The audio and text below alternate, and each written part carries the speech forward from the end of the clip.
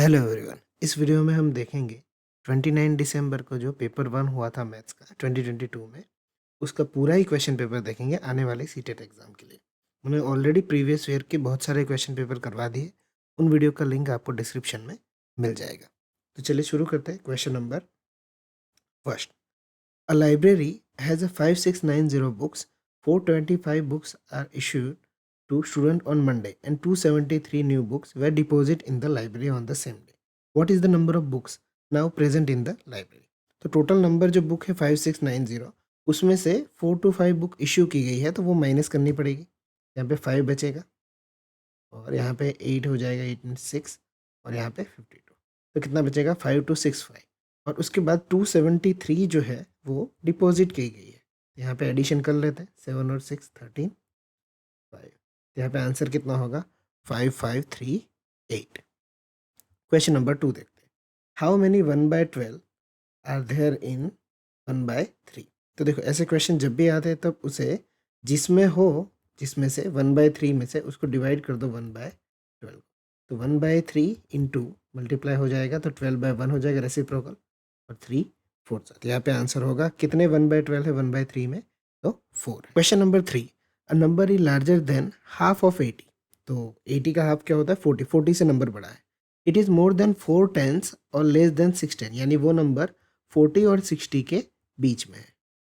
चलिए, and the sum of the digit is 6। तो सबसे पहले यहीं चेक कर लेते हैं, ऑप्शन में से, इसी में से हो जाएगा। सम ऑफ डिजिट इज 6, तो 6 + 4 होता है 10। ओके, तो ये नहीं होगा। 5 + 1 होता है 6, ये हो सकता है। 6 + 0 हो सकता है 6, 4 + 2 6 होता है। इन तीन, और हमें कहा क्या था? 40 और 60 के बीच में होना चाहिए, तो ऑप्शन 3 नहीं आएगा। ठीक है, okay. Then after that, it tens digit is double then the ones digit, यानी जो 5 है वो 1 का डबल होना चाहिए, पर वो नहीं है, गलत है। तो 2 का डबल 4 हो जाता है। तो यहीं से आंसर पता चल जाता है कि ऑप्शन कौन सा होगा। ऑप्शन 4 होगा। क्वेश्चन नंबर 4 देखते हैं। Sum of all the factors of 96 है। तो 96 जिन जिन के टेबल में आता है वो मैंने यहाँ पे सारे ही लिख दिए पहले से। 1 2 3 4 6 8 12 16 24 32 एंड 48 एंड 96 खुद के भी आता है, उसका फैक्टर में काउंट होता है। तो इनका एडिशन हमें करना पड़ेगा यहाँ पे। तो देखो, एडिशन हम कैसे किस तरह से कर सकते हैं इसमें, इन सब का अगर मैं वंस का ही करूँ तो भी आंसर आ जाएगा। 1 + 2 3, 3 + 3 6, 6 और 4 10, 16 और 8 24, 24 और 2 26, 26 और 6 32, 32 और 4 36, 38 एंड 8 प्लस करेंगे तो 46, 46 में पीछे क्या है? 52, यानी पीछे 2 आएगा। तो यहाँ पे 2 सिर्फ एक ही ऑप्शन में है। ओके, आप चाहो तो सबका एडिशन कर सकते हो, आंसर 252 ही आएगा। Question number 4, which of the following is the smallest number? तो देखिए, यहाँ पे 5.9853 दिया हुआ इंटू 10⁻3। तो यहाँ पे ये क्या, कौन सा नंबर हो जाएगा? 5985.3, क्योंकि यहाँ पे प्लेस वैल्यू यहाँ पे 3 राइट में जाएगी, क्योंकि 10⁻3 है। सिमिलरली यहाँ पे क्या होगा सेकंड में? 65950। ओके, क्योंकि यहाँ पे 3 प्लेस वैल्यू जाएगी और पीछे 4 है, इसलिए 0 हो जाएगा। फिर यहाँ पे 3.43, तो 343 और 2 प्लेस वैल्यू यहाँ पे 0 गए, तो 3 0 बचेंगे, 2 3। एंड आफ्टर दैट यहाँ पे 7004 हो जाएगा। तो अब कहा था कौन सा स्मॉलेस्ट नंबर है, तो option first is the smallest number. Question 6, which of the following division will the remainder be more than the remainder you get when 176 divided by 3? तो 176 का हम डिवाइडेड 3 से हम रिमाइंडर निकाल देते हैं। तो 3 5 15 होगा, 6 3 8 24 और 2 रिमाइंडर बचेगा। ठीक है, तो अब ये 2 रिमाइंडर बचा। अब यहाँ पे हमें बोला है कि कौन सा रिमाइंडर ज़्यादा होगा इससे, तो 2 से ज़्यादा होना चाहिए। तो 173 डिवाइडेड बाय 5 करते, चेक करते। 5 3 15, 2 और 3 आएगा, 5 4 20। तो इसी में ये ज़्यादा मिल गया, तो यही हमारा आंसर। पर एक और चेक कर लेते हैं। 174 डिवाइडेड बाय 4, 4 4 16, 1 4 4 2 8 और 4 3 12। तो यहाँ पे रिमाइंडर कितना बचा? 2 बचा। वो 2 से ज़्यादा होना चाहिए था। तो हमारा आंसर ऑप्शन 1 है। अब बाकी के भी चेक करोगे तो उसमें भी आंसर नहीं मिलेगा। चलिए, क्वेश्चन नंबर 7 देखते हैं। When a rectangle is rotated about the centre of rectangle, it looks exactly the same at the following which angle of rotation? Okay, तो मान लो रेक्टेंगल इसी तरह से, तो उसको हम 90 डिग्री करते हैं तो इस तरह से दिखेगा, और उसे और 90 डिग्री करेंगे तो कितना हो जाएगा इस तरह। तो टोटल कितना हुआ 90 और 90 180 डिग्री पे। तो वो सेम कब दिखेगा जब 180 डिग्री पे रोटेशन होगा। चलिए, question number 8, how many lines of symmetry does a rhombus have. अब देखो ये line of symmetry, order of symmetry, rotational, ये सारे क्वेश्चन जो है वो सीटेट 1 और 2 दोनों में आते हैं। ठीक है, तो मैं यहाँ पे कुछ फिगर्स आपको दे देता हूँ कि रेक्टेंगल में 2 लाइन्स ऑफ सिमेट्री होती है, स्क्वायर में 4 लाइन्स ऑफ सिमेट्री होती है, पैरेललोग्राम और ट्रेपेजॉइड में लाइन ऑफ सिमेट्री नहीं होती है, रोम्बस में 2 लाइन्स ऑफ सिमेट्री होती है और काइट में 1 लाइन ऑफ सिमेट्री होती है। इसमें से एक क्वेश्चन आते हैं, आप याद रख सकते हो। यहाँ पे रोम्बस के लिए आंसर क्या होगा 2 lines of symmetry. Question number 9, Medha measured three angle 108, 75, 90 in her notebook. Which of the following is correct if she categorize this angle in given order below? तो 108 जो होता है वो ऑब्टयूज एंगल होता है 90 टू 180, तो एक ही में सबसे पहले यहाँ पे फर्स्ट और 3 में, सॉरी 75 तो 90 के नीचे को उसको एक्यूट एंगल बोलते हैं, और यहाँ पे सप्लीमेंट्री दिया हुआ है, यानी ऑप्शन फर्स्ट जो है वो सही जा रहा है, और 90 राइट एंगल होगा, तो यहाँ पे आंसर होगा option first. Question number 10, a wire is bent in the form of rectangle whose perimeter is 20. Okay, एक रेक्टेंगल है उसका पेरीमीटर 20 है, then the same wire again bent into form a square. अब वो वायर चेंज नहीं किया गया, उसी वायर को स्क्वायर के फॉर्म में कहा गया, तो what will be the area of this square.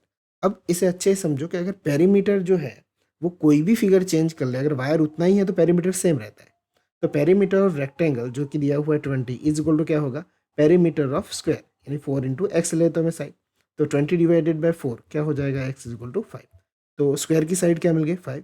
What will be the area of this square, तो स्क्वायर का फॉर्मूला क्या होता है साइड का स्क्वायर, तो 5 का स्क्वायर क्या हो जाएगा 25। Question number 11, look at the following table, and यहाँ पे कोई ट्रेन है जो पटना से कोलकाता डिपार्चर से अराइव करती है कोलकाता तक, which train take the least time to catch Kolkata from Patna. अब देखो कौन सी जो ट्रेन है वो रीच करती है कोलकाता फ्रॉम पटना। अब इसको निकालने के कई सारे अलग अलग तरीके हैं, आप जिस तरह से करो वो कर सकते हो। फॉर एग्जांपल यहाँ 17:42 यानी कि ये 5:42 शाम के हुए हैं और 3:30 को सुबह पहुँचती है, तो मैं कुछ इस तरह से काउंट करता हूँ, इसको मैं 18 मान लेता हूँ, यहाँ से 18 से एक और पीछे यहाँ पे ये हम काउंट करेंगे, 18 से 3 तक कितना होता है, तो 18 से 12 6 और 12 से 3 तक 3, तो 6 और 3 कितने होंगे 9 आवर हुए होंगे। अब यहाँ 42 से 18 बजने तक यानी 6 बजने तक 18 मिनट थे, तो 18 मिनट ये हुए और 32 मिनट ये हुए, तो इनको अगर हम प्लस करें तो क्या होगा, तो 9 आवर 50 मिनट लगे होंगे। ओके, दूसरा यहाँ पे देखो 20:45 है, तो मैं 21 से स्टार्ट करता हूँ और यहाँ 5 तक जाता हूँ, कितना होगा, तो 21 से 3 6 आवर होंगे और 3 से 5 2 यानी 8 आवर हुए होंगे। अब 45 और 15 कितना होगा, यहाँ पे 45 तो 20:45 से 21 तक जाने के लिए 15 मिनट लगे होंगे उसको, और यहाँ पे 15 मिनट है, 15 और 15 कितने हो जाएंगे 30 मिनट। उसके बाद यहाँ पे देखते 21:10 से, तो मैं 22 से लेके 6:55 है तो मैं 6 तक ही काउंट करता हूँ, तो 22 से 6 तक जाने के लिए कितना लगा होगा, तो 12 से 6 कितना होगा 6 और 23 24 2, तो 8 आवर तो यहाँ भी लगे होंगे।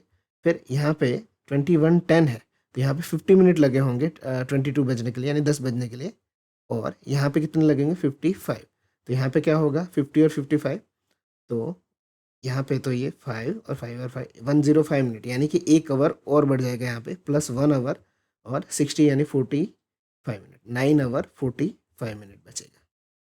ओके, ये 105 में से मैंने 1 घंटा निकाल लिया 60 मिनट का और बचे होंगे 45 9 और 40, तो सबसे कम टाइम किसका लगा ट्रेन 2 का, तो यहाँ पे आंसर होगा ट्रेन 2। बट देखो इसको निकालने के कई सारे तरीके, कुछ लोग ऐसे भी निकालते हैं कि ये जो पहला वाला टाइम है ना उसको 24 में से माइनस कर देते फिर उसमें ये ऐड कर देते, तो आप वो भी करो तो चलता है, आपको जिसमें भी अच्छी स्पीड आए वो कर सकते हो आप। ठीक है, चलिए क्वेश्चन नंबर 12 करते हैं। 800 centimetre 80 metre and 8 kilometre, answer हमें सारे मीटर में दिए हुए, तो 8 किलोमीटर में कितना मीटर होता है 8000 मीटर, 80 मीटर तो हमें दिया ही हुआ है, 800 सेंटीमीटर तो इसको मीटर में कन्वर्ट करेंगे तो 100 से डिवाइड करेंगे तो आएगा 8, यहाँ पे आंसर होगा 8088 metre, option 4 is the right answer. Question number 13, a drum container contain 263 liter 520 ml of oil, this oil is filled into 45 container। देखो 45 कंटेनर में कितना ऑयल है 263.520 ml. ओके, तो 25 में कितना होगा, 25 कंटेनर में कितना होगा, तो 25 इंटू 260 सॉरी 20, इसे हम सॉल्व करेंगे, नीचे 1000 लिख देता हूँ मैं, ओके, पॉइंट हटाने के लिए, और ये 45, 5 5 ज़ा हो जाएगा, 5 9 ज़ा हो जाएगा, एक ज़ीरो यहाँ पे कैंसिल कर लेंगे, तो आंसर ऑब्वियसली पॉइंट में आने वाला है, पर इसको हम और तरीके से 5 20 ज़ा यहाँ भी कर लेते हैं, ठीक है। उसके बाद और क्या कर सकते हैं हम, 9 से डिविजिबल करने की कोशिश करते हैं, 5 और 2 7, 7 और 3 10, 10 और 16 और 2 18, हाँ ये 9 से डिविजिबल हो जाएगा, 9 की डिविजिबिलिटी यहाँ पे आती है, डिवाइडेड बाय 9, 9 2 ज़ा 18, 9 3 ज़ा 27 हो जाएगा, तो 18 लेना पड़ेगा, 8 3 9 9 ज़ा 81, यहाँ पे 2, 9 2 ज़ा 18 अगेन 7, और 9 8 ज़ा, तो 2928 आया, डिवाइडेड बाय 20 करना है हमें, तो 2928 डिवाइडेड बाय 20, 9 टू 24 ज़ा 82 और 1, तो 20 यहाँ पे क्या हो जाएगा, 26 ज़ा, तो 146 कहाँ पे आ रहा है, वही तो देख लो, क्योंकि ये काफ़ी लेंदी होता जा रहा है फिर, तो यहाँ पे यही आ रहा है, इसे वही आंसर होगा, यहाँ पे आंसर होगा ऑप्शन टू 146.4। अब पूरा करोगे तो भी आ जाएगा, पर इतना करो तो चलता, ऑप्शन देखते रहना चाहिए सर।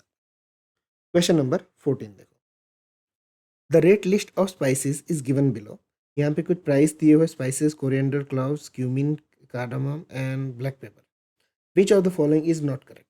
तो फर्स्ट ऑप्शन देखो, कार्डामम्स प्राइस जो कितनी है यहाँ पे 950 है, is 5 times of cumin price, तो क्यूमिन कहाँ पे, यहाँ पे, तो 195 ज़ा करेंगे तो 950 आ जाएगा, तो वो सही है पहला स्टेटमेंट।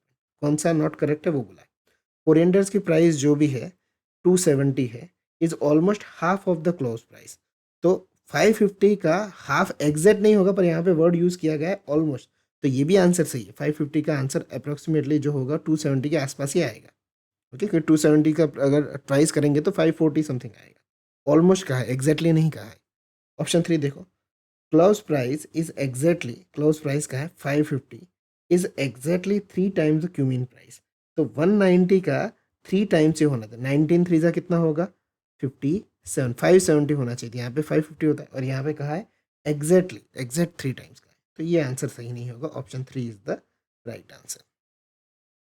चलिए क्वेश्चन नंबर 15 देखते हैं, 1 into 1 is equal to 1, 11 into 11 1 two 1, तो यहाँ पे एक पैटर्न है 1 1 1 इंटू 1 1 1, तो 1 2 3 फिर रिवर्स नंबर जाता है, तो यहाँ पे कितने नंबर है 1 2 3 4 और 5, तो 1 2 3 4 5, और वहाँ से उल्टे आएंगे 4 3 2 1, तो टोटल कितने नंबर होंगे, तो 5 और उल्टे 4, टोटल होंगे 9 number.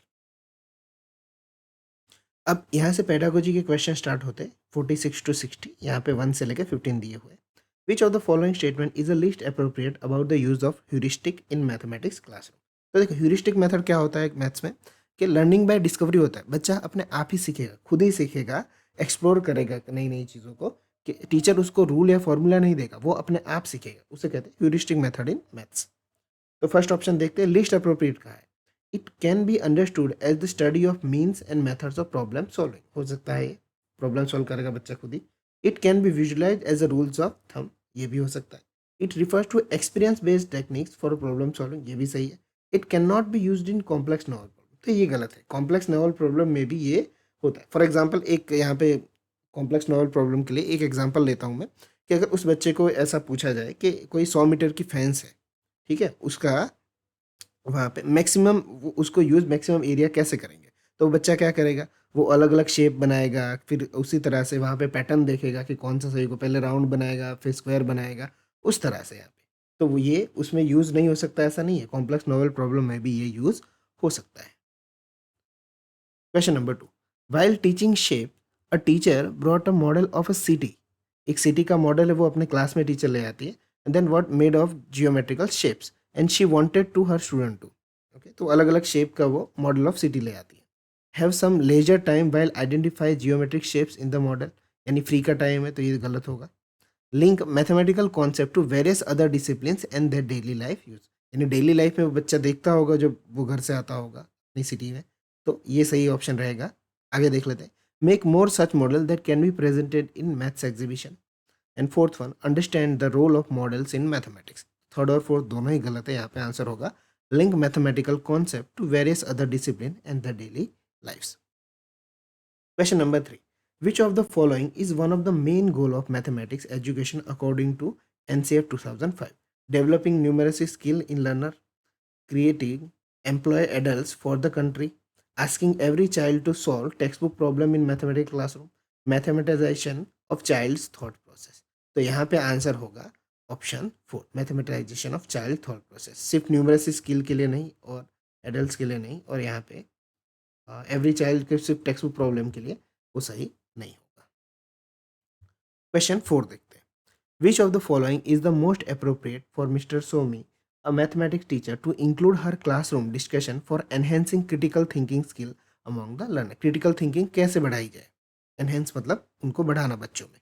List of all prime number between 25 and 30 लिखने के लिए बोल रहे हैं. इनका एडिशन करने के लिए बोल रहे हैं. Draw all possible rectangle with area 18 centimetre यहाँ पे दिया हुआ है. Draw an equilateral triangle with length of each side है 6 सेंटीमीटर. देखो ये दोनों ही काफ़ी क्लोज है, पर देखो यहाँ पे इक्विलेटरल ट्राइंगल तो सारे साइड सेम होंगे. यहाँ पे क्रिटिकल थिंकिंग बढ़ाने के लिए बोला गया, तो ये तो बच्चा थोड़ा आराम से ड्रॉ कर लेगा. बट ये थर्ड वाला है, उसमें काफ़ी ज़्यादा उसको सोचना पड़ेगा. तो यहाँ पे आंसर होगा ऑप्शन 3, 2/9 या 9/2 इस तरह से बनाना पड़ेगा. चलिए क्वेश्चन नंबर 5 देखते हैं. It has been found that if a word problem is given to primary grade learner, most of them would say, if you tell me what operation is required to the question then I can solve it. Which of the following is the most appropriate reason for the above situation. यानी यहाँ पे teacher जो है वो बच्चे को कहता है, कोई क्वेश्चन देता है, तो बच्चे सामने कहते हैं कि इसमें क्या करना है, हमें डायरेक्टली बताओ तो हम वो कर लें. ठीक है, तो यहाँ पे एक एग्जांपल ले लेते. फॉर एग्जांपल, एक बच्चे के पास 12 चॉकलेट है. ठीक है, उसने किसी बच्चे के पास, she gave 5 chocolates to her friend. Okay, then how many are left. इस तरह से हो गया. तो ये जो गिव बोला कि 5 चॉकलेट उनको गिव किया, हाउ मैनी आर लेफ्ट, तो उससे बच्चे को पता चल जाएगा कि लेफ्ट का मतलब माइनस होता है. ठीक है, तो यहाँ पे उस बच्चे को मैंने जो एग्जांपल दिया उसमें होगा. पर मगर अगर मैं कहूँ how many is a left की जगह पे मैं ऐसा बोल दूँ, हाउ मैनी रिमेन, ऐसा शब्द इस्तेमाल करूँ, ऐसा वर्ड इस्तेमाल करूँ, हाउ मैनी रिमेन, तो रिमेन का मतलब बहुत सारे बच्चों को पता नहीं होगा, तो वो बहुत कन्फ्यूजन रहेंगे. तो वो सीधा सीधा टीचर से पूछेंगे कि टीचर इसमें एडिशन करना है, सब्ट्रैक्शन करना है. ठीक है, तो ये इस तरह से ये होगा. तो यहाँ पे क्वेश्चन ऑप्शन देख लेते हैं. Children feel mathematical language to be too technical and not reinforce through the everyday language. यही ऑप्शन सही है फर्स्ट वाला, कि उनको ये रिमेन का मतलब नहीं पता, ये फाइन जो लैंग्वेज है वो टू टेक्निकल है. तो यहाँ पे आंसर होगा ऑप्शन फर्स्ट. सेकंड और ऑप्शन भी देख लेते हैं. Word problem are generally too difficult to solve by primary grade learners. ऐसा नहीं होता है. चिल्ड्रन यूजुअली मेक एक्सक्यूज, तो ये तो होगा ही नहीं, आगे देखने की जरूरत नहीं. Only those children who are weak in English language face this type of issue in the word problem. तो ये भी सही नहीं. चलिए क्वेश्चन नंबर 6 देख लेते हैं. ओके, यहाँ पे ऑलरेडी पहले से आंसर दिख रहा है, sorry for that. A primary grade student solve the question on subtraction in the following वे. यहाँ पे उन्होंने सब्ट्रैक्शन किया है, तो देखो सब्ट्रैक्शन गलत किया है उन्होंने, कि यहाँ पे 7 में से 1 निकाला है 6 और 9 में से 0 निकाला है 9. तो विच of the following is most appropriate for the given situation. तो यहाँ पे मैं डायरेक्ट आंसर ही डिस्कस करता हूँ. The child has incorrectly use the rule of subtracting the smaller digit from the bigger digit. उन्होंने सिर्फ इतना ही सीखा है कि छोटे डिजिट को बड़े डिजिट से माइनस करना है. इसलिए ये ऑप्शन सही रहेगा. Question number 7. A child in a primary mathematical class say that I have 3 pencils, I have 5 coloured pens and I have 1 sister. The child is referring to what. तो देखो यहाँ पे 4 ऑप्शन दिए हुए, numerals, cardinal number, ordinal number and nominal number. हम हर एक चीज़ को अच्छे से समझते हैं. देखो न्यूमरल का मतलब क्या होता है. न्यूमरल का मतलब होता है 1 2 3. इनका मतलब होता है ये 1 2 3, ये नंबर होते हैं, वो न्यूमरल होते हैं. कार्डिनल नंबर का मतलब क्या होता है, कितना, how many. I have 3 pencils, I have 5 coloured pen, I have 1 sister. तो हमारा आंसर है ऑप्शन 2, कार्डिनल नंबर से. फिर बात करते हैं ऑर्डिनल नंबर की. तो ऑर्डिनल नंबर का मतलब होता है रैंक, रैंक या पोजीशन. के अगर हम ऐसा कहें कि ये बच्चा इस क्लास में फर्स्ट आया है, ओके, फर्स्ट नंबर पे, सेकंड नंबर पे, या कौन सी यहाँ इस रो में वो 15 फ्रॉम द लेफ्ट बैठा है, तो उसे कहते हैं ऑर्डिनल नंबर. और लास्ट वाला है नॉमिनल नंबर. तो नॉमिनल नंबर क्या होता है, कोई लेबल हो या आइडेंटिफिकेशन हो, ओके, किसी चीज़ का काउंट नहीं करना है। फॉर एग्जांपल हम ऐसा कह सकते हैं कि 10 नंबर की ट्रेन जो है वो इस प्लेटफॉर्म पे खड़ी, तो 10 नंबर की ट्रेन क्या है, 10 ट्रेन नहीं है, वो 10 नंबर की ट्रेन है, वो कहीं पे है, उसे कहते हैं नॉमिनल नंबर से। ठीक है, चलिए क्वेश्चन नंबर 8 देखते हैं। Which of the following is the correct sequence to follow data analysis. तो डेटा एनालिसिस में सबसे पहले क्या होता है, हम डेटा को कलेक्ट करते हैं, तो कलेक्ट, फिर उसे सॉर्टिंग करते हैं, फिर ऑर्गेनाइजिंग करते हैं एंड उसे रिप्रेजेंट करते हैं। तो यहाँ पे आंसर होगा option 3 is the right answer. Question number 9, which among the following is are the most important feature of a good mathematics textbook for primary class? Okay, कौन से most important feature, present concept in a deductive manner. Deductive manner का मतलब क्या होता है, पहले rule बताए जाते हैं, फिर एग्जाम्पल उन्हें करने के लिए दिए जाते हैं प्रैक्टिस के लिए। Second, present concept in interactive and contextual manner, ये सही है।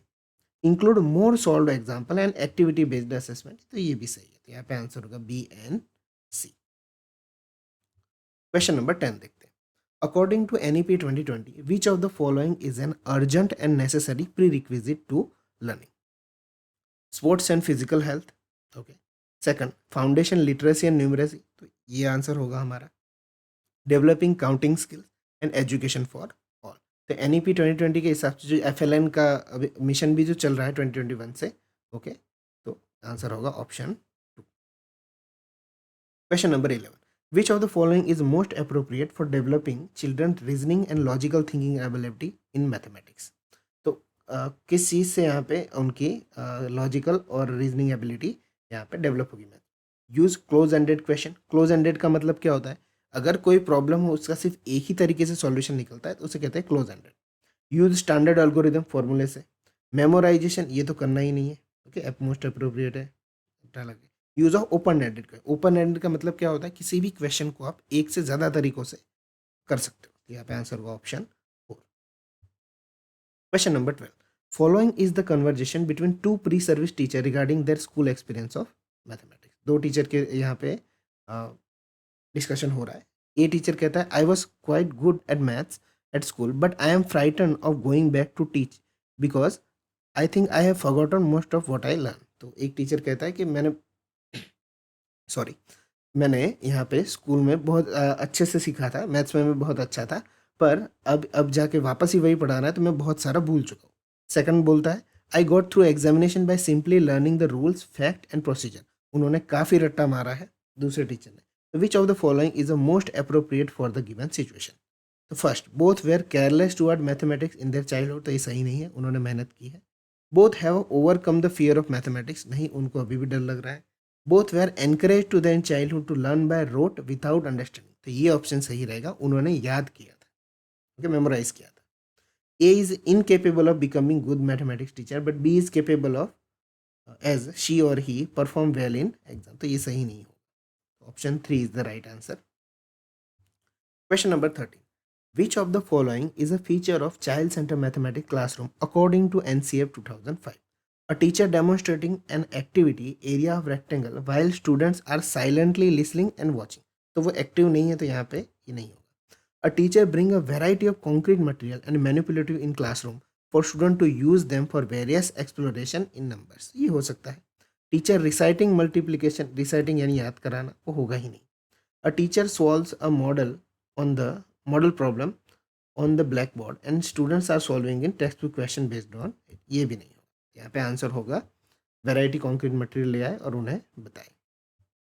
Question 14, according to NCF 2005, mathematics teacher is expected to challenge the talented while ensuring the participation of all children in a mathematics classroom। पहला ही option सही है कि class में दो तरह के बच्चे होते हैं, कई तरह के बच्चे होते हैं, एक थोड़े से जो उनको कम समझ में आता है और कोई इनको एक ही बार में जल्दी समझ में आता है। तो जो टैलेंटेड बच्चे हैं उनके लिए चैलेंज करके पढ़ाना, उतना लेवल का उन्हें काम देना, और बाकी बच्चों को भी ऑल चिल्ड्रन को इंक्लूड करना, ओके, दोनों ही काम उनको साथ में करने पड़ते हैं। तो option first is the right answer.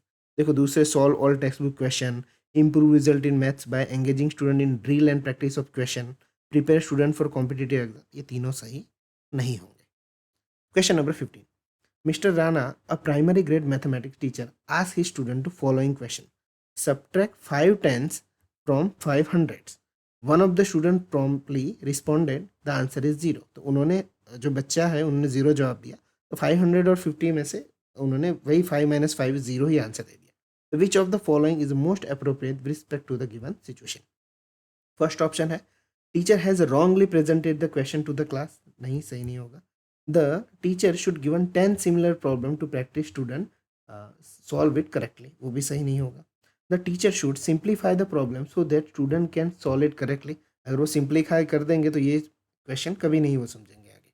The teacher should ask the student to explain his और her answer to identify the misconception, ये सही है। टीचर बच्चे को पूछेगा कि आपने कैसे ये आंसर दिया, तो उनका जो मिसकंसेप्शन है वो समझ में आए और उन्हें फिर से सिखा सके। तो यहाँ पे आंसर होगा ऑप्शन 4। तो यहाँ पे जो 29 दिसंबर का था पेपर 1 का मैथ्स यहाँ पे फिनिश होता है। नेक्स्ट वीडियो में एक और पेपर देखेंगे, ठीक है। कोई भी अगर प्रॉब्लम कहीं भी क्वेश्चन में ना समझ में आए तो आप कमेंट करके बता सकते हो। बाकी अच्छा लगा हो तो लाइक, कमेंट एंड सब्सक्राइब। मिलते हैं नेक्स्ट वीडियो में, तब तक के लिए